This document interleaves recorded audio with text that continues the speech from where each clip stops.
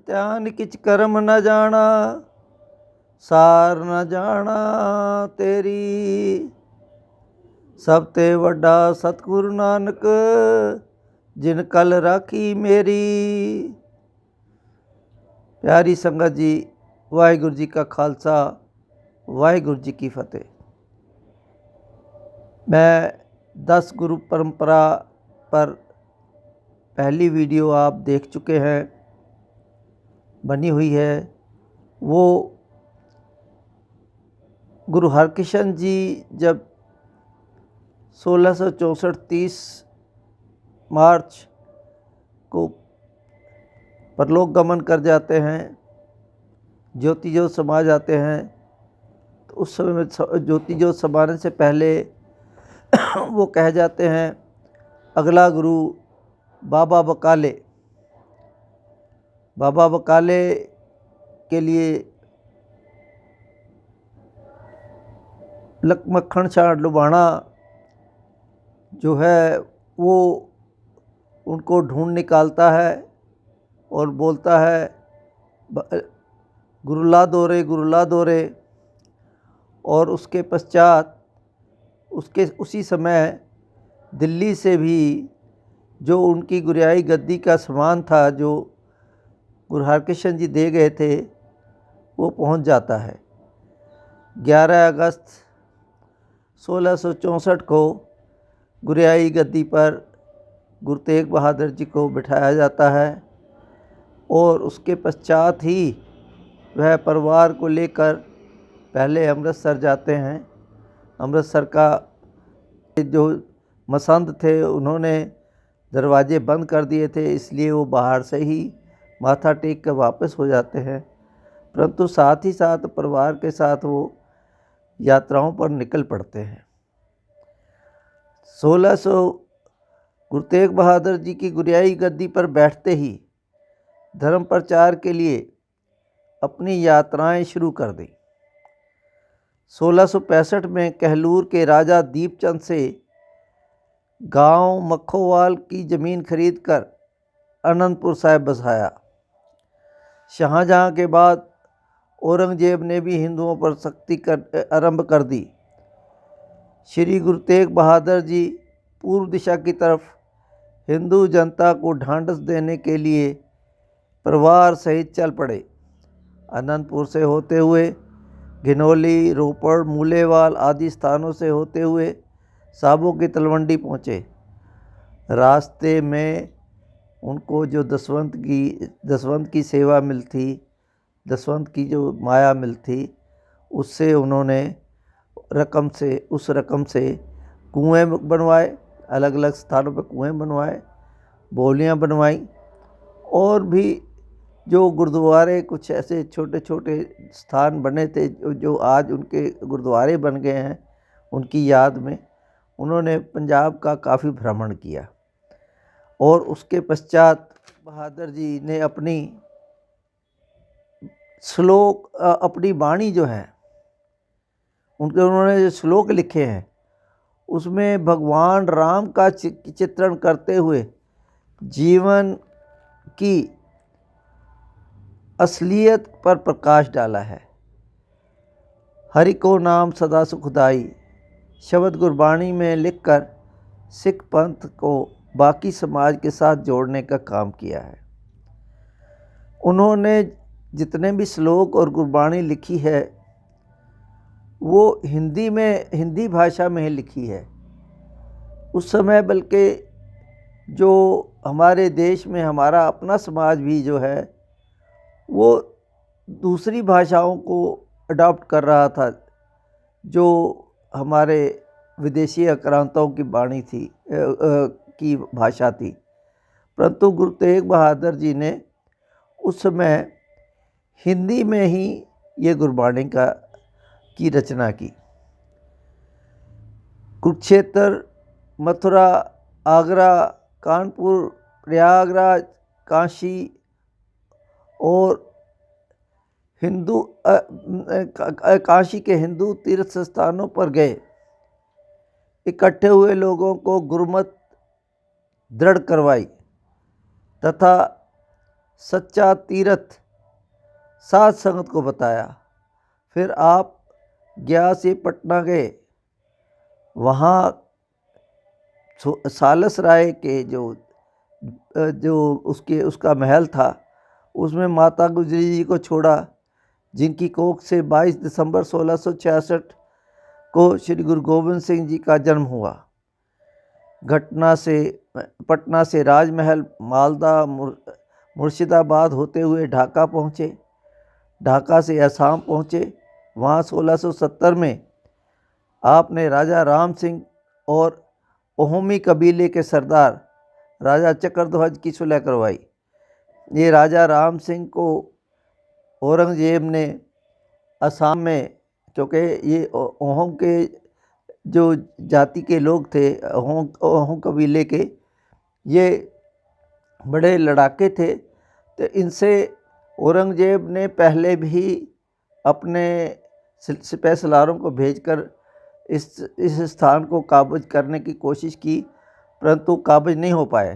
तो इधर ये राजा राम सिंह पर शिवजी को जेल से फरार कराने का, जो छत्रपति शिवाजी जो थे, उनको जेल से फरार कराने का इन पे दोष लगा हुआ था। तो औरंगजेब इनसे अंदर से नाराज़ था।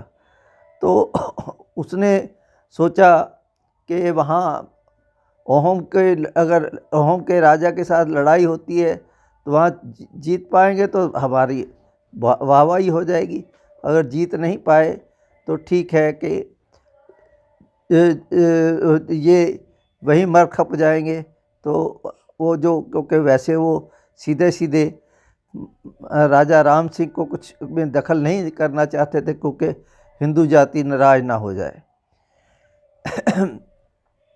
परंतु राजा गुरु तेग बहादुर जी ने वहाँ पर राजा राम सिंह और ओहमी कबीले के सरदार राजा चक्रध्वज की सुलह करवाई। दोनों तरफ से खून बहने से बचाया। असम से गुरुजी पटना आए। थोड़ा समय ठहर कर बक्सर, बनारस, अयोध्या होते हुए श्री अनंतपुर साहिब पहुँच गए और अपने परिवार को भी अनंतपुर साहिब बुला लिया। जब कश्मीर में शेर अफ़गान खान ने तलवार की जोर पर कश्मीरी पंडितों को मुसलमान बनाना शुरू कर दिया,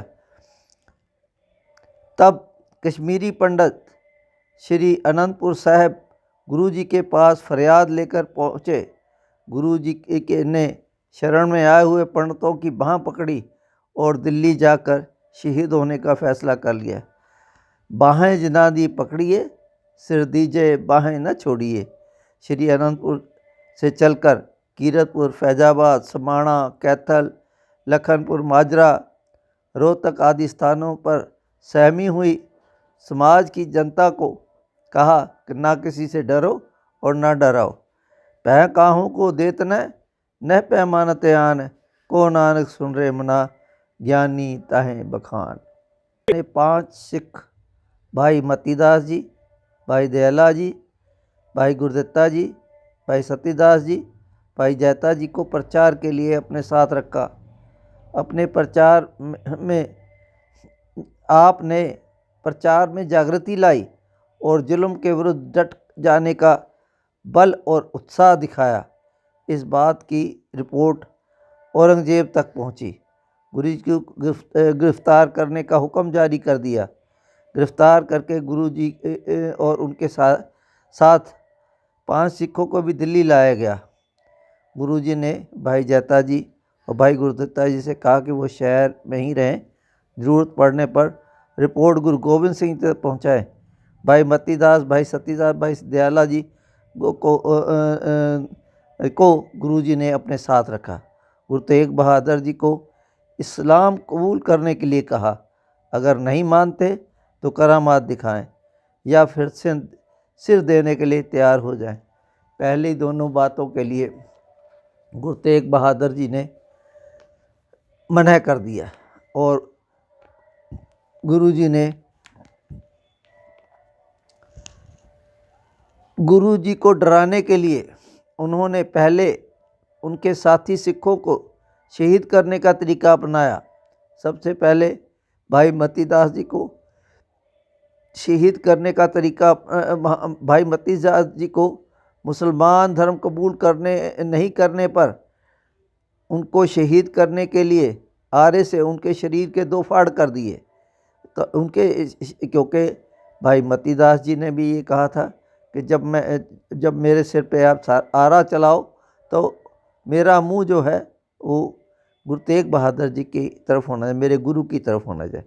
इसी तरह भाई दयाला जी को देग में उबाल कर और भाई सतीदास जी को रूई पे बैठ कर जीते जी शहीद कर दिया गया, परंतु गुरु तेग बहादुर जी नहीं डोले और हिंदू धर्म के प्रति अपना धर्म निर्वाह करते हुए गुरु तेग बहादुर जी को 11 नवंबर 1675 के चांदनी चौक 11 नवंबर 1675 को दिल्ली के चांदनी चौक में शहीद कर दिया गया।